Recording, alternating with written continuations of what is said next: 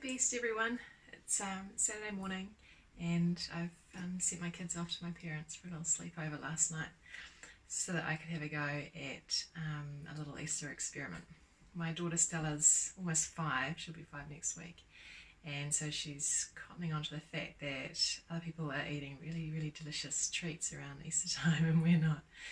So I thought I'd have a go at making homemade chocolate marshmallow eggs. We don't have any moulds though, so I thought I'd try it by breaking the top off an actual egg.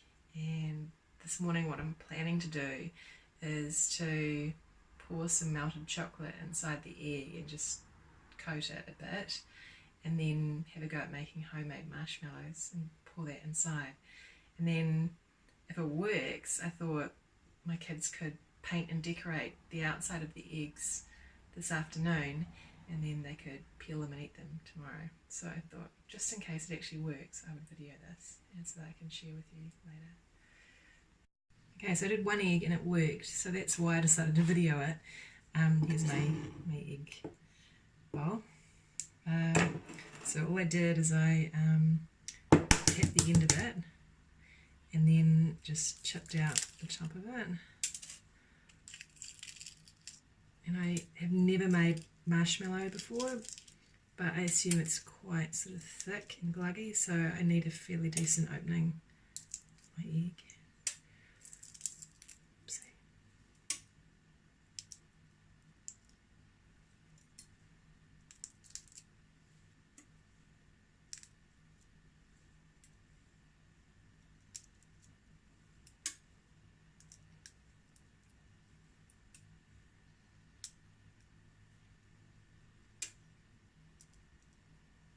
There, and then I'll just put it in, and I'll rinse it under the tap. Okay, so here are my 10 eggshells. I went with 10 because I figured out how I could use that many eggs this morning. So my plan is to melt some chocolate on the stove, and then if I chill these eggshells, then hopefully when I pour the chocolate in, it will kind of harden around the inside of the eggshells. We'll see if that plan works the way I imagine. So just in case you've never melted chocolate before, this is called the double broiler method. And what you do is you put a smaller saucepan inside a larger one, and you put some water in the bottom of the larger pot. And that means that when you heat the stove, your water will get hot, but you won't burn your chocolate chips inside. I actually have no idea how much chocolate to melt, so I've just put this much in, as you can see. These are organic fair trade chocolate drops, which I actually got in bulk from Binnin. So these are plastic-free chocolate drops, yay! Okay, so now I've actually melted the chocolate. It's a lot thicker than I thought. So it might not be as simple as pouring the chocolate into the eggs. I might have to brush it in. I'm going to do a bit of experimenting and I'll get back to you. Okay, so this is looking really promising, but incredibly time consuming. Once a year only, I think. I'll show you. So I'm using this little paintbrush to literally paint the chocolate on the inside of the eggs, but it looks promising.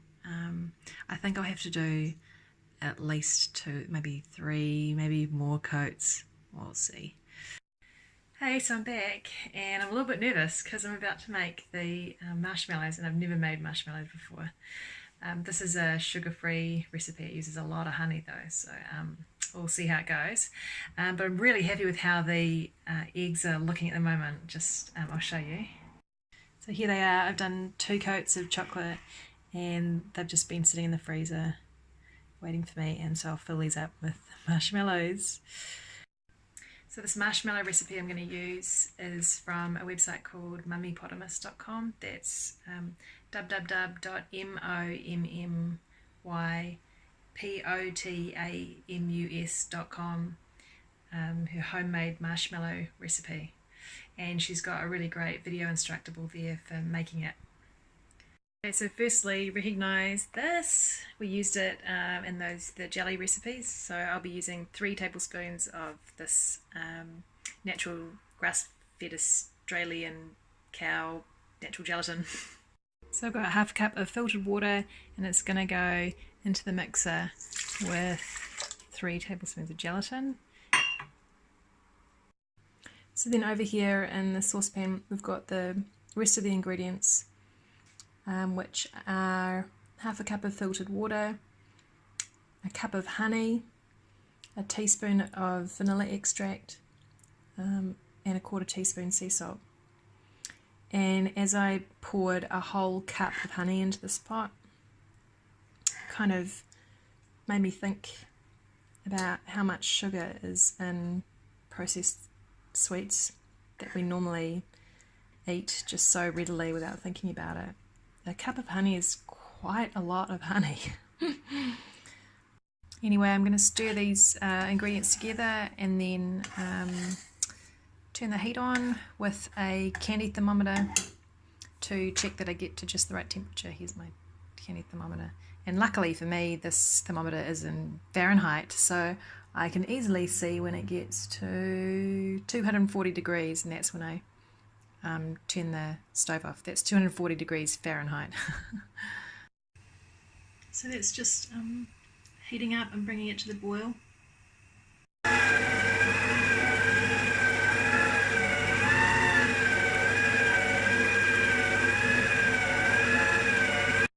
Okay, so that was close. I was just about to despair, and I was so worried that I just wasted a whole cup of a very expensive honey, because I put the mixer on high and nothing happened, and nothing was frothing up or anything.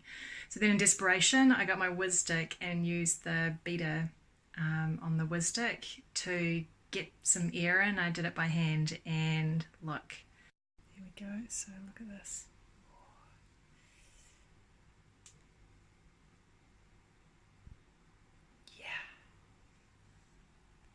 So this is the thing that saved the day. Oh my gosh. Although it's so hot now, I have probably brought it closer to its death. But if I hadn't had this handy, I don't think it would have worked. So my plan is to scoop the marshmallow cream into this Ziploc bag that my mum gave me ages ago for something, I can't remember. And I'll just chop the bottom corner off the Ziploc bag and squeeze it into the marshmallow eggs. Fingers crossed. This is so exciting. I actually think it's going to work. I'm in a state of shock. I can't believe I just made marshmallow.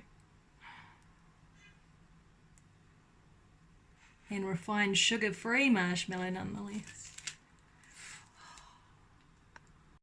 Oh my gosh, check it out. I've got marshmallow-filled chocolate Easter eggs.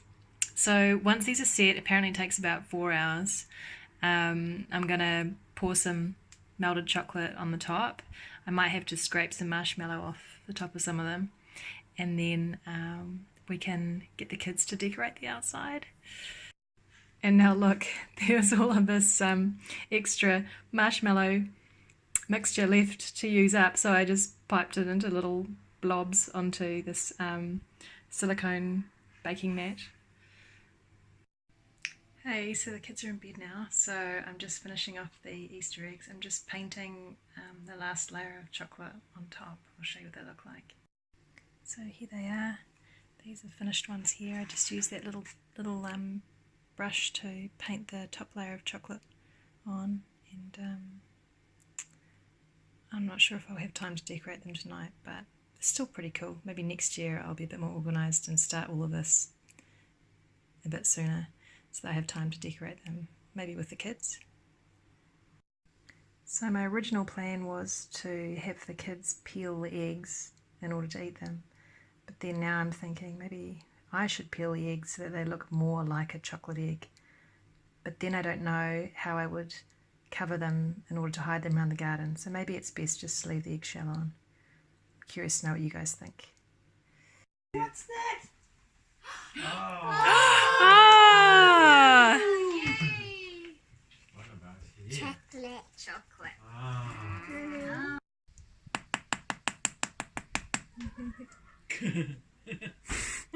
No cracks. Oh.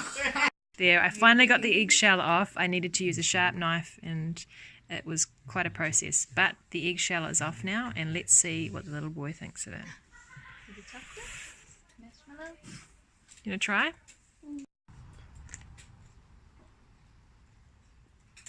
What do you think? Is it nice?